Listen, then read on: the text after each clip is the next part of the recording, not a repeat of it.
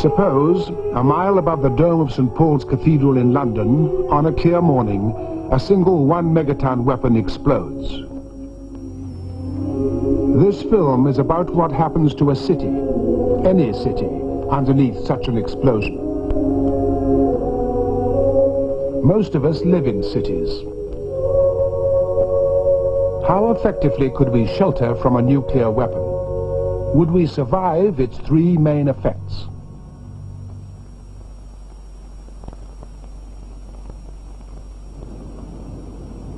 At the instant of detonation, the temperature of a nuclear fireball is 20 million degrees, as hot as the center of the sun. This is the first effect, a pulse of intense heat and light. People and objects burst into flames, melt or char.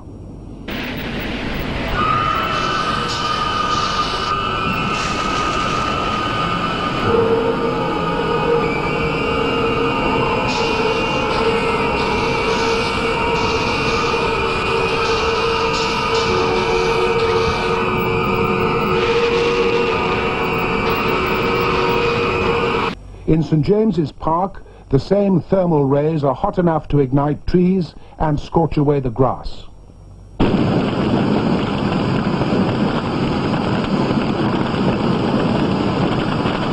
In the shallower parts of the lake, the water boils to leave the lake bed dry and steaming. The temperature is around 4,000 degrees.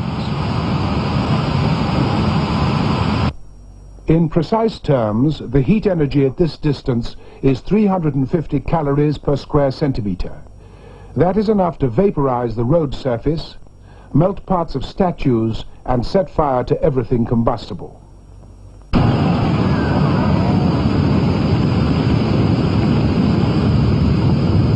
The heat from the fireball will ignite the upholstery and rubber tires of cars and their petrol tanks. It will melt the sheet metal of buses.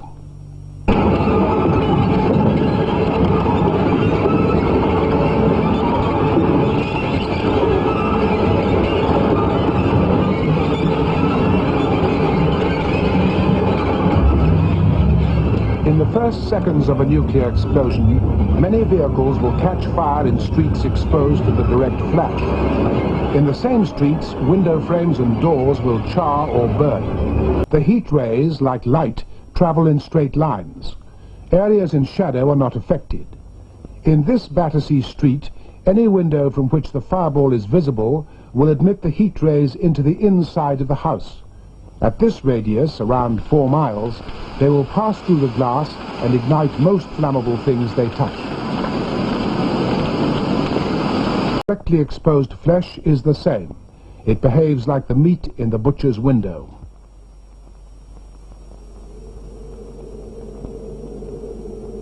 Animal fats melt and burn. Tissues are charred to black carbon. This is at 4.5 miles. The temperature is around 1800 degrees. Only at the fringes of this area, the heat scorches plywood. This makeup shows what it does to flesh. A 3rd degree burn through the full thickness of the skin looks like this. It requires extensive skin grafts.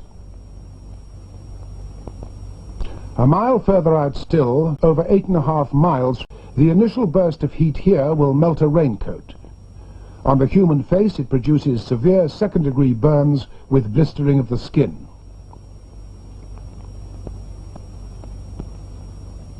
Even at 11 miles out, the flash will permanently damage the eyesight of anyone looking directly at the fireball. Severe burning and possible hemorrhage of the retina are possible. Some of these tourists will receive the equivalent of a severe sunburn. Notice the shielding effect of clothing. As everywhere, only the exposed skin is affected. The area covered by the hat isn't burnt.